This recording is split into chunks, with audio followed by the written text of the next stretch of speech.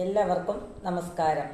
നമുക്ക് ജീവിതത്തിൽ ഏറ്റവും കൂടുതൽ വേണ്ടത് അടുക്കും ചിട്ടയാണ്, ഒരു കൃത്യനിഷ്ഠ. നമ്മുടെ ലൈഫിൽ ഒരു കൃത്യനിഷ്ഠ ഇല്ലെങ്കിലാണ് നമ്മൾ പലപ്പോഴും ഓരോരോ പരാജയങ്ങൾ ഏറ്റുവാങ്ങേണ്ടി വരുന്നത്. കാരണം നമ്മൾ തന്നെ നമ്മുടെ ജീവിതത്തെ അലങ്കോലമാക്കി മാറ്റുകയാണ് ചെയ്യുന്നത്. എല്ലാ കാര്യങ്ങളും ഒരു കൃത്യതയോട് കൂടിയിട്ട് ചെയ്യാൻ വേണ്ടിയിട്ട് ശ്രമിക്കാം. അത് ഓരോ കാര്യങ്ങളാണെങ്കിലും അപ്പോൾ ചെയ്യേണ്ട കാര്യങ്ങൾ അപ്പോൾ തന്നെ ചെയ്ത് തീർക്കുക എന്നുള്ളത് പോലെ തന്നെ നമ്മൾ എല്ലാ കാര്യങ്ങളും പിന്നെന്ന് വെച്ച് മാറ്റി വെക്കാതിരിക്കുക. അങ്ങനെ മാറ്റി വെച്ച് കഴിഞ്ഞാൽ ആ കാര്യങ്ങൾ നടക്കില്ല. പിന്നെ നമ്മൾ എന്താണ് ഉദ്ദേശിക്കുന്നത് വെച്ചാൽ ആ കാര്യം നമ്മളെ കൊണ്ട് ചെയ്യാൻ സാധിക്കില്ല. അങ്ങനെയാണ് പോവുക. അപ്പോൾ ഒരു കാര്യത്തിൻ്റെ പുറകായിട്ടാവും മറ്റു കാര്യങ്ങൾ വരുന്നത്. അപ്പോൾ ആദ്യമുള്ള കാര്യം തന്നെ ചെയ്തിട്ടില്ല വെച്ചിട്ടുണ്ടെങ്കിൽ എങ്ങനെ മറ്റു കാര്യം നമ്മളെ കൊണ്ട് ചെയ്യാൻ സാധിക്കുക? അപ്പോൾ ഇതിങ്ങനെ കണ്ടിന്യൂസ് ആയിട്ട് ചെയ്തു പോകേണ്ട കാര്യങ്ങളൊക്കെ അങ്ങനെ തന്നെ ചെയ്തു പോകണ്ടേ? അല്ലാതെ ആദ്യം ചെയ്യേണ്ടത് പിന്നെ ചെയ്തിട്ടും പിന്നെ ചെയ്യേണ്ടത് ആദ്യം ചെയ്തിട്ടൊന്നും കാര്യമില്ലല്ലോ. പല കാര്യങ്ങളും അതാണ് കണ്ടിന്യൂസ് ആയിട്ട് ചെയ്തു പോകേണ്ട കാര്യങ്ങളുണ്ടാവും. അപ്പോൾ അത്തരം കാര്യങ്ങളൊക്കെ നമ്മൾ പുറകോട്ട് ഇങ്ങനെ വെച്ച് പോയി കഴിഞ്ഞാൽ ഒന്നിനും ഒരു വ്യക്തത ഉണ്ടാവില്ല. ഒരു കൃത്യമായ ഒരു പ്ലാനിങ്ങോട് കൂടി ചെയ്യാനും സാധിക്കില്ല. പിന്നെ ഏത് കാര്യം നമ്മൾ ചെയ്യുകയാണെങ്കിലും എല്ലാ കാര്യത്തിനും ഒരു പ്ലാനിങ് ഉണ്ടാക്കുക. പ്ലാനിങ്ങോട് കൂടി മുന്നോട്ട് പോകുമ്പോൾ മാത്രമാണ് ആ ലൈഫിലാണെങ്കിലും ഏത് കാര്യത്തിലാണെങ്കിലും ഒരു പ്ലാനിങ് വേണം. പ്ലാനിങ് ഇല്ലാതെ മുന്നോട്ട് പോയി കഴിഞ്ഞാൽ ഒരിക്കലും ലൈഫ് സക്സസ് ആവില്ല. ചില ആൾക്കാരൊക്കെ എപ്പോഴും സംസാരിക്കുന്ന അത് വരുന്നിടത്ത് വെച്ച് കാണാം എന്നാണ് പറയുക. ജീവിതത്തിൽ എന്ത് സംഭവങ്ങൾ അവർക്ക് വന്നോട്ടെ, അവർക്കതൊരു വിഷയമോ പ്രശ്നമോ ഒന്നും ആവില്ല. അപ്പോൾ അവർ പറയുന്ന കാര്യമാണ് അത് വരുന്നിടത്ത് വെച്ച് കാണാമെന്ന്. വരുന്നിടത്ത് വെച്ച് കാണാം എന്ന് വിചാരിച്ചാൽ അപ്പോൾ അതിനെ എങ്ങനെ നേരിടണം എന്നൊന്നും ചിലപ്പോൾ ആർക്കും ഒരു ഐഡിയ ഒന്നും ഉണ്ടാവില്ല. അപ്പോൾ പരാജയത്തിൽ നിന്ന് പരാജയത്തിലേക്ക് അങ്ങനെ പോയിക്കൊണ്ടിരിക്കും. കാരണം ഓരോ ലൈഫിൽ എന്ത് എപ്പോൾ വരും എന്നുള്ളത് ആർക്കും മുൻകൂട്ടി പ്രവചിക്കാനൊന്നും പറ്റില്ല. പക്ഷെ നമ്മൾ പരമാവധി ഡെഡിക്കേറ്റായി ഇരുന്ന് കഴിഞ്ഞാൽ നമുക്ക് കുറേ പ്രശ്നങ്ങൾ ഇല്ലാണ്ടാക്കാൻ സാധിക്കും. അത്രയാണോ അതുകൊണ്ടുള്ള നേട്ടം. ജീവിതമൊക്കെ സക്സസ് ആക്കി എടുക്കണമെങ്കിൽ ഒന്ന് രണ്ട് കാര്യങ്ങൾ നമ്മൾ ശ്രദ്ധിച്ചേ പറ്റുള്ളൂ. കാരണം അലസത വെടിയണം. അലസമായിട്ട് ഉള്ള ഒരു ലൈഫിലാണെങ്കിൽ ഒരിക്കലും അതൊരു സക്സസ് ആക്കി എടുക്കാൻ ബുദ്ധിമുട്ടായിരിക്കും. നിങ്ങൾ ചില ആൾക്കാരെ തന്നെ ശ്രദ്ധിച്ച് നോക്കൂ. അവർ എന്ത് കണ്ടാലും എന്ത് വന്നാലും എന്ത് സംഭവിച്ചാലും അവർക്കൊരു വിഷയമോ അല്ലെങ്കിൽ അതിനെ സംബന്ധിച്ച് അവർക്കൊരു വേവലാതിയോ പരാതിയോ ഒരു പ്രശ്നങ്ങളും ഉണ്ടാവില്ല. അങ്ങനെയുള്ള ആളുകൾക്ക് ലൈഫിനെ കുറിച്ചിട്ടുള്ള ഒരു ചിന്തയില്ലാത്തത് കൊണ്ടാണ്. എന്ത് വന്നാലും അത് വരട്ടെ, അല്ലെങ്കിൽ വന്നതുപോലെ ആവട്ടെ, ഇനി എന്ത് വന്നാലും അവരെ ബാധിക്കുന്ന പ്രശ്നമല്ല എന്ന് ചിന്തിക്കുന്ന ആൾക്കാരുണ്ട്. അങ്ങനെയൊക്കെ ചിന്തിക്കുന്ന ആൾക്കാരാവുമ്പോൾ ജീവിതം പരാജയത്തിലേക്കായിരിക്കും പോകുന്നത്. നമ്മളെപ്പോഴും കൃത്യനിഷ്ഠയോട് കൂടിയിട്ട് അല്ലെങ്കിൽ ആത്മാർത്ഥതയോട് കൂടിയിട്ട് ഒക്കെ മുന്നോട്ട് പോകാൻ ശ്രമിക്കുമ്പോൾ മാത്രമാണ് സക്സസ് ഉള്ളൊരു ലൈഫ് ഉണ്ടാവുള്ളൂ. പലരും പറയുന്ന ഒരു കാര്യമാണ് ആർക്കാനോ വേണ്ടി ഓക്കാനിക്കുന്നത് പോലെയാണ്. എന്താണ് അത്? നമ്മൾ ആസ്വദിച്ചൊന്നും ജീവിക്കുന്ന ഒരു ലൈഫിലെ ആൾക്കാരായിരിക്കില്ല അവരതാണ്. മറ്റാർക്കോ വേണ്ടിയിട്ട് എന്തെങ്കിലുമൊക്കെ കാട്ടിക്കൂട്ടി അങ്ങനെ ദിവസങ്ങൾ തള്ളി നീക്കുന്നു എന്ന് മാത്രം. അവർക്ക് ആ ലൈഫിലെ ഒരു സന്തോഷമോ അല്ലെങ്കിൽ മറ്റുള്ളവരുടെ ഒരു സന്തോഷമോ അല്ലെങ്കിൽ നല്ല നിലയ്ക്ക് പോകണം എന്നുള്ളൊരു ആഗ്രഹം ഒന്നും ഉണ്ടാവില്ല. എങ്ങനെയെങ്കിലും അന്നത്തെ ദിവസം കഴിച്ചു കൂട്ടണം എന്നുള്ള ഒരു ചിന്ത മാത്രമേ ഉണ്ടാവുള്ളൂ. അത്തരം ചില ആൾക്കാരാണ് ജീവിതത്തിൽ വൻ പരാജയം സംഭവിക്കുന്ന ആൾക്കാർ. ജീവിതത്തെ ഒരിക്കലും നിസ്സാരമായി കാണരുത്.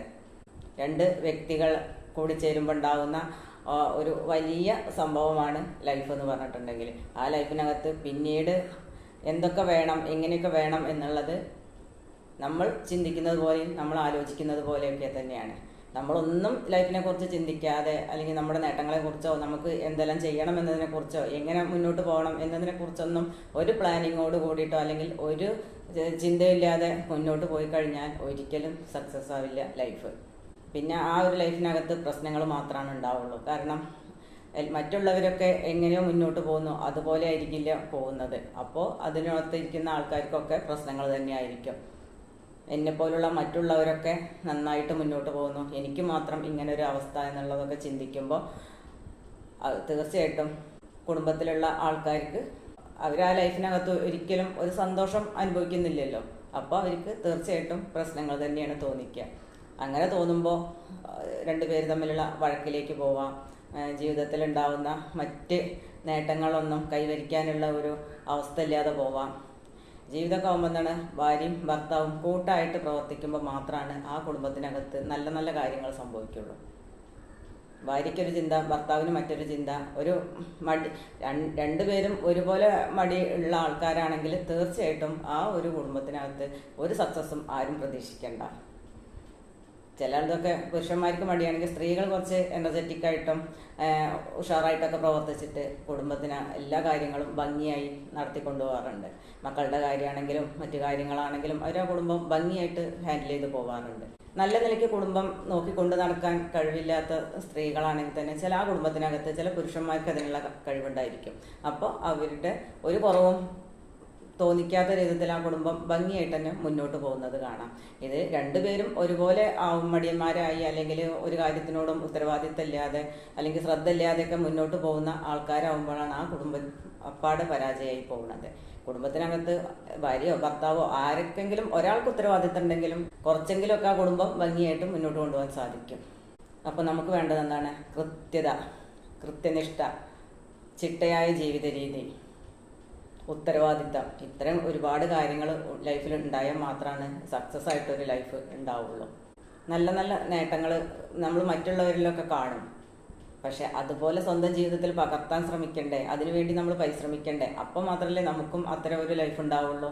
നമുക്ക് പലതും കാണുമ്പോൾ നമ്മൾ ആഗ്രഹിക്കും, എനിക്കും അങ്ങനെ ആയെങ്കിൽ, അല്ലെങ്കിൽ ഞാനും അങ്ങനെ ആയെങ്കിൽ എന്നൊക്കെ ആഗ്രഹിക്കാം. പക്ഷെ നമ്മൾ പ്രവർത്തിക്കില്ല, അവർ പ്രവർത്തിക്കുന്നുണ്ടായിരിക്കും.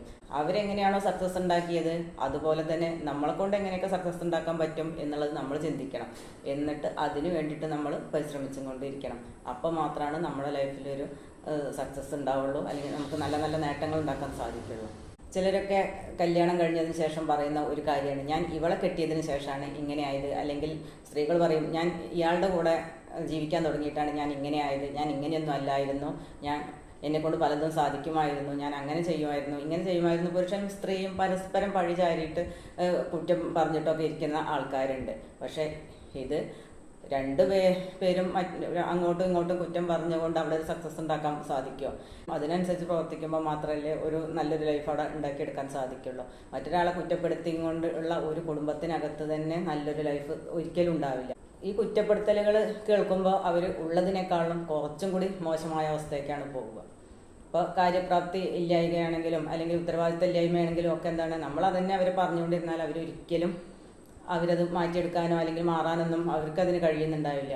അവർക്ക് അത്രയും ഉത്തരവാദിത്വം കാര്യശേഷി ഉണ്ടെങ്കിൽ പിന്നെ അങ്ങനെ ആവില്ലല്ലോ ആ കാര്യം. അപ്പോൾ അത് മനസ്സിലാക്കി കഴിഞ്ഞാൽ അതിനനുസരിച്ച് കഴിവുള്ള ആൾ പ്രവർത്തിച്ച് ആ കുടുംബം സക്സസ് ആക്കാൻ ശ്രമിക്കുക. ഈ പരസ്പരം പഴിചാരലാണ് പല കുടുംബങ്ങളിലും പല പ്രശ്നങ്ങൾക്കും ഉണ്ടാക്കുന്നത്. കുറ്റപ്പെടുത്താതെ നല്ല നിലയ്ക്ക് പറഞ്ഞ് മനസ്സിലാക്കിയിട്ട് രണ്ടുപേരും പരസ്പരം ചർച്ച ചെയ്തിട്ടോ അല്ലെങ്കിൽ ആ കാര്യങ്ങളെ കുറിച്ചിട്ട് ബോധവാന്മാരെ ആവാൻ വേണ്ടിയിട്ട് ശ്രമിക്കുക. ഇന്ന കുറവുകൾ കൊണ്ടാണ് നമുക്ക് ഇങ്ങനെ വന്നത്, നമ്മളത് ഇങ്ങനെ തരണം ചെയ്യണം, അല്ലെങ്കിൽ ഇങ്ങനെ അത് മാറ്റാൻ ശ്രമിക്കണം, അപ്പോൾ നമുക്കും നല്ലൊരു ലൈഫ് ഉണ്ടാക്കാം എന്നൊക്കെ, അല്ലെങ്കിൽ നല്ലൊരു മാറ്റങ്ങൾ വരുത്താം എന്നൊക്കെ രണ്ടുപേരും കൂടി ചർച്ച ചെയ്യുമ്പോൾ തീർച്ചയായിട്ടും കാര്യം അവിടെ സാധ്യമാകും. മറ്റത് നല്ലതിന് വേണ്ടിയുള്ള സംസാരം ആയിരിക്കില്ല, പരസ്പരം കുറ്റപ്പെടുത്തി ജയിക്കാൻ വേണ്ടിയിട്ടുള്ള സംസാരമായിരിക്കും കൂടുതലും ഉണ്ടാവുക. ആ കാര്യം എങ്ങനെ ഭംഗിയാക്കി എടുക്കാം, അല്ലെങ്കിൽ നമ്മുടെ ലൈഫിലും എങ്ങനെയൊക്കെ മാറ്റങ്ങൾ വരുത്താം, എങ്ങനെയൊക്കെ നമുക്ക് നല്ല രീതിക്ക് മുന്നോട്ട് പോവാം എന്നതിനെക്കുറിച്ച് ചിന്തിക്കാതെ പരസ്പരം നീ കാരണമാണ് ഇങ്ങനെ, മറ്റേയാൾ പറയും നിങ്ങൾ കാരണമാണ് ഇങ്ങനെ രണ്ടുപേരും അങ്ങോട്ടും ഇങ്ങോട്ടും അതും പറഞ്ഞ് വഴക്കടിച്ചുകൊണ്ടിരിക്കും എന്നല്ലാതെ അവർ നല്ലൊരു മാറ്റം ഉണ്ടാക്കാൻ വേണ്ടിയിട്ട് അല്ലെങ്കിൽ ഇപ്പോൾ പോകുന്ന അവസ്ഥയിൽ നിന്നും ഒരു ബെറ്റർ ആയിട്ടുള്ളൊരു അവസ്ഥയ്ക്ക് പോകാൻ വേണ്ടിയിട്ടുള്ള കാര്യങ്ങളെക്കുറിച്ച് ഒരിക്കലും സംസാരിക്കില്ല, അതിന് വേണ്ടിയിട്ട് ശ്രമിക്കില്ല. അവർ കുറ്റപ്പെടുത്തി വിജയം കണ്ടെത്താൻ വേണ്ടിയിട്ട് ശ്രമിക്കും.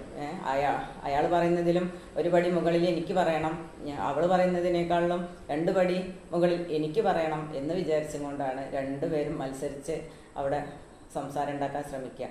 ആ കുടുംബത്തിനകത്ത് ഇങ്ങനെയൊക്കെ ആയിക്കഴിഞ്ഞാൽ മാനസികമായിട്ട് അകലും, രണ്ടുപേർക്കും പരസ്പരമുള്ള ഒരു വിശ്വാസം ഉണ്ടെങ്കിൽ അത് നഷ്ടപ്പെടും, രണ്ടുപേർക്കും തമ്മിലുള്ള ഇഷ്ടം അത് ഇല്ലാതെയും സ്നേഹമില്ലാതെയും ഇങ്ങനെയൊക്കെ പല കാര്യങ്ങളാണ് ഇതുകൊണ്ട് ഉണ്ടാവുന്നത്.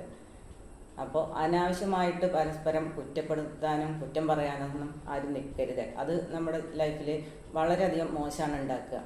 ഒന്നാമത് 2 പേർക്കും തമ്മിലുള്ള ഇഷ്ടത്തെ തന്നെയാണ് ബാധിക്കുക. പിന്നെ ആ ആളെ കാണുമ്പോൾ 2 പേർക്കും അങ്ങോട്ടും ഇങ്ങോട്ടും ദേഷ്യവും തോന്നുക. ഈ ദേഷ്യം തോന്നിക്കഴിഞ്ഞാൽ ആ ആളടുത്തേക്ക് പിന്നെ നമുക്കൊരു ഇഷ്ടമോ സ്നേഹമോ പ്രകടിപ്പിക്കാൻ സാധിക്കും. പിന്നെ ആ ദേഷ്യം കൂടി നമ്മൾ അവരോടുള്ള ഒടുങ്ങാത്ത ഒരു പകയും വെറുപ്പുമായിട്ടാണ് അത് മാറുക. പ്രശ്നങ്ങളൊക്കെ സ്വാഭാവികമായിട്ടും ഉണ്ടാവുമ്പോൾ അല്ലെങ്കിൽ കാര്യശേഷിയും ഉത്തരവാദിത്തമൊക്കെ ഇല്ലാത്ത ആൾക്കാരൊക്കെ ഉണ്ടാവും. പക്ഷെ അത് പറഞ്ഞ് മനസ്സിലാക്കി ഇങ്ങനെയൊക്കെ ചെയ്യണം, ഇങ്ങനെയൊക്കെ നടത്തണം, ഇങ്ങനെയൊക്കെ മുന്നോട്ട് പോകണം, അങ്ങനെയൊക്കെ പറഞ്ഞ് നന്നാവാൻ വേണ്ടിയിട്ട് ശ്രമിക്കുക. അതിനുള്ള ശ്രമങ്ങൾ എന്തൊക്കെയാണ് വേണ്ടതെന്ന് വെച്ചാൽ അതുപോലെയൊക്കെ പോവുക.